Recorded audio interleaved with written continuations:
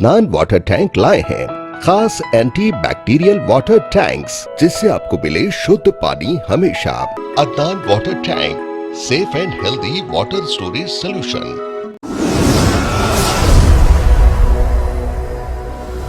सच news के ban अल-अक़वामी खबरनामे में आप सबका इस्तकबाल है। आज की सबसे बड़ी खबर अफगानिस्तान से आ रही है, जहां पर अफगान फंड्स पर बाइडेन का फैसला है कि $7 अरब का आधा हिस्सा 9/11 के हमले पीड़ित परिजनों को मिलेगा। अफगानियों पर खर्च होगा बाकी पैसा। 15 अगस्त को जब तालिबान ने काबुल पर कब्जे के साथ ही पूरे अफगानिस्तान पर जबरिया हुकूमत हासिल कर ली थी, तो उसने आने वाली बहुत बड़ी दिक्कतों का अंदाजा भी नहीं रहा होगा। करीब 7 महीने गुजरने के बाद तालिबान के हाथ खाली थे। वजह अमेरिका ने उसे $7 अरब फ्रीज कर दिए हैं। जुमे को अमेरिकी राष्ट्रपति जो बाइडेन ने एक एग्जीक्यूटिव ऑर्डर पर सिग्नेचर कर दिए हैं। इसके तहत $7 अरब यानी के 52,733 करोड़ रुपए में से $3.5 अरब अफगान नागरिकों पर खर्च किए जाएंगे, जबकि बाकी आधा हिस्सा उन अमेरिकी नागरिकों को मिलेगा जिन्होंने अपने अपनों को 9/11 हमले में खो दिया। बाइडेन के सामने 3 विकल्प थे। पहला, फंड्स को बेमियादी तौर पर फ्रीज कर दिया जाए। दूसरा, पूरे फंड्स तालिबान हुकूमत को दे दिए जाएं। और तीसरा, इन्हें 9/11 विक्टिम्स की फैमिलीज के मुआवजे पर तौर पर दे दिया जाए। व्हाइट हाउस के मुताबिक अफगानिस्तान के लोगों की मदद के लिए फंड इस तरह मुहैया कराए जाएंगे जिसका कोई भी हिस्सा तालिबान हुकूमत के हाथ न लगे। अमेरिका के ऊपर दबाव था कि वो अफगानिस्तान के 4 करोड़ लोगों को मुसीबतों के मद्देनजर फंड्स रिलीज करे। अमेरिका ने ये साफ कर दिया है कि तालिबान को अपने तमाम वादे पूरे करने होंगे, खासतौर पर महिलाओं और लड़कियों की शिक्षा से जुड़े।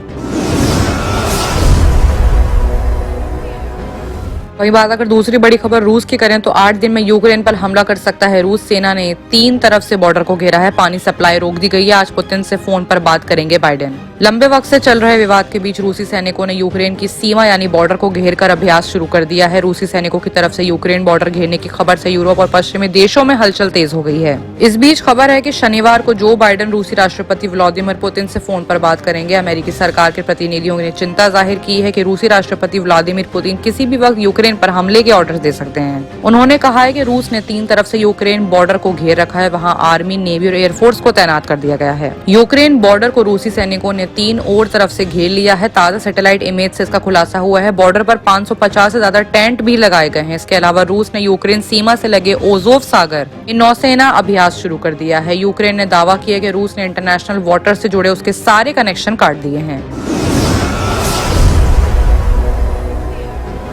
वहीं बात अगर पाकिस्तान की करें तो इमरान सरकार से नाराज हुए शाह महमूद कुरैशी। कहा, विदेश मंत्रालय को काम का इनाम नहीं मिल रहा है। पाकिस्तान मीडिया रिपोर्ट्स के मुताबिक पाक विदेश मंत्री शाह महमूद कुरैशी इमरान खान से नाराज चल रहे हैं। कुरैशी ने केंद्रीय मंत्रालय के प्रदर्शन मूल्यांकन के मापदंडों पर सवाल उठाए हैं। जियो न्यूज के सोर्सेज के हवाले से बताया गया है, प्रदर्शन मूल्यांकन ने विदेश मंत्रालय को 11वां स्थान देने पर गंभीर चिंता जताई है। मामले को लेकर उन्होंने पीएम के स्पेशल असिस्टेंट शहजाद अरबाब को मामले को लेकर चिट्ठी सौंपी है। कुरैशी ने कहा कि पहली तिमाही के दौरान विदेश मंत्रालय ने प्रोटेस्ट समझौते में 26 और 22 और 24 में से 18 टारगेट को पूरा किया। उन्होंने कहा कि विदेश मंत्रालय ने कई हाल लेवल के इनिशिएटिव भी लिए हैं। रिपोर्ट तैयार करने वाली समिति का करने वाले शहजाद अरबाब को लिखे गए इस लेटर में कुरैशी ने कहा है कि 30% प्रदर्शन मूल्यांकन के लिए कोई भी जगह या मार्ग या मंजिल नहीं थी। कुरैशी ने कहा है कि विदेश मंत्रालय ग्रेडिंग सिस्टम के बारे में भी वरिड हैं, चिंतित हैं। ये साफ किया जाना चाहिए कि मंत्रालयों को ग्रेड देने के कौन से प्रणाली का इस्तेमाल किया गया है। रिपोर्ट्स बताती हैं कि जिस मंत्रालय को कम रेटिंग दी गई है उस मंत्रालय के मंत्री रेटिंग के मापदंड पर सवाल उठा रहे हैं। इससे पाकिस्तान कैबिनेट के सदस्यों में भी हड़कंप मच गया है।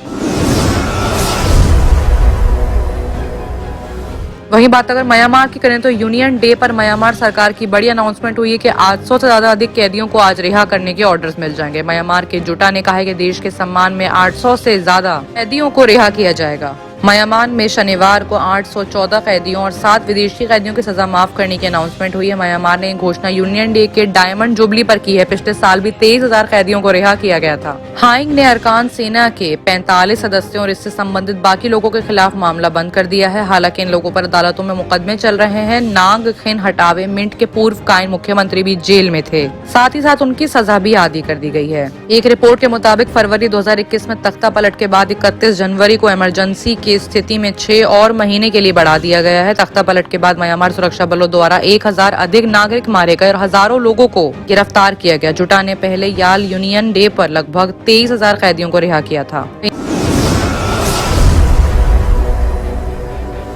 एक और बड़ी खबर भी पाकिस्तान से आ रही है, जहां पर इमरान खान को अफसोस हो रहा है। पाकिस्तान पीएम ने कबूला है कि वो देश में नहीं ला सके बदलाव, तंत्र पर मड़ा दोष। इमरान खान ने कहा कि शुरुआत में हमने क्रांतिकारी कदम उठाकर तेजी से बदलाव लाने की कोशिश की, लेकिन बाद में एहसास हुआ कि हमारा तंत्र झटके सहने को तैयार ही नहीं है। पाकिस्तान के प्रधानमंत्री इमरान खान ने कबूल लिया कि वो अपने देश में वैसा बदलाव नहीं ला सके जैसा उन्होंने सत्ता में आने के लिए पूर्व किए वादों में कहा था। इसके लिए उन्होंने अफसोस भी जताया, लेकिन परिवर्तन नहीं ला पाने का दोष पाकिस्तान के सरकारी तंत्र पर मढ़ दिया। पाकिस्तानी अखबार डॉन की रिपोर्ट के मुताबिक इमरान खान ने कहा कि शुरुआत में हमने क्रांतिकारी कदम उठाकर तेजी से बदलाव लाने की कोशिश की, लेकिन बाद में एहसास हुआ कि हमारा तंत्र झटके सहने को तैयार नहीं है। ये बात इमरान खान ने अपनी सरकार के 10 श्रेष्ठ मंत्रियों के सम्मान समारोह में की है। पाक पीएम ने कहा है कि सरकार उसके मंत्रालय वांछित नतीजे नहीं देख सकता। इमरान खान ने यह भी कहा कि सबसे बड़ा मसला ये है कि सरकार और देश के हित के बीच कोई संबंध ही नहीं है। हमारे मंत्री इस काम में जुटे हैं कि कैसे बढ़ाकर देश के लोगों की हालात सुधारी जाए, कैसे देश की गरीबी को खत्म किया जाए।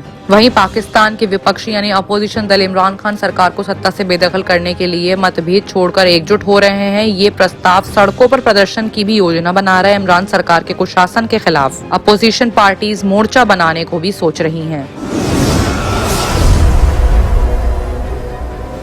बात अगर अफगानिस्तान की करें तो अफगानिस्तान यानी तालिबान ने 2 अगवा जर्नलिस्ट को रिहा कर दिया है। 7 अभी भी उनकी कैद में है। संयुक्त राष्ट्र ने कहा है कि मनमाने ढंग से नजरबंदी खत्म होनी चाहिए। अफगानिस्तान में तालिबान के शासन के आने के बाद आम नागरिकों के साथ जर्नलिस्ट भी शामिल हो चुके हैं। तालिबान कई जर्नलिस्ट को नजरबंद करता है या उन्हें मौत के घाट उतार देता है। ऐसे में अफगानिस्तान में तालिबान द्वारा अगवा किए गए 9 जर्नलिस्ट में से 2 को रिहा करने के बाद संयुक्त राष्ट्र ने बड़ा बयान दिया है। संयुक्त राष्ट्र ने कहा है कि अब पूरी दुनिया में मनमाने ढंग से नजरबंदी खत्म होनी चाहिए। वॉल स्ट्रीट जर्नल ने जुमे को इस मामले में परिचित सोर्सेस और बंदियों के रिश्तेदारों का हवाला देते हुए बताया कि तालिबान ने काबुल में कम से कम 9 विदेशियों को हिरासत में ले रखा है, जिनमें से 1 अमेरिकी और कई ब्रिटिश नागरिक शामिल हैं। हिरासत में लिए गए दोनों जर्नलिस्ट में से 2 जुमे की देर रात को रिहा कर दिए गए हैं। संस्था ने कहा है कि वक्त आ गया कि मनमानी नजरबंदी पर नकेल कसा जाए। संस्था ने कहा है कि सभी जर्नलिस्ट को जल्द से जल्द रिहा कर देना चाहिए जिन्होंने अवैध तरीके से नजरबंद कर रखा है। संस्था ने जर्नलिस्ट के अलावा आम नागरिकों की आजादी को लेकर भी चिंता जताई है। बाकी की तमाम खबरों के लिए देखते रहिए सच न्यूज। जर्मन 10 हॉस्पिटल ऑर्थोपेडिक से मुताल्लिक हर मरीज यहाँ शिफायाब। इनाम याफ्ता doctor Mir Jawad Zar Khan, senior orthopaedic surgeon, advance operation theatre, ICU, digital x-ray, laboratory, physiotherapy, pharmacy, sharing और प्राइवेट रूम्स, लेडी डॉक्टर्स और डॉक्टर अर्जुमन सुल्ताना गैनाकोलॉजिस्ट की खिदमात हासिल। वाजिबी फीस और मुकम्मल सहूलियात से हजारों मुतमईन। एम्बुलेंस से आरास्ता German 10 orthopaedic hospital, pillar number 150, Attapur, Hyderabad.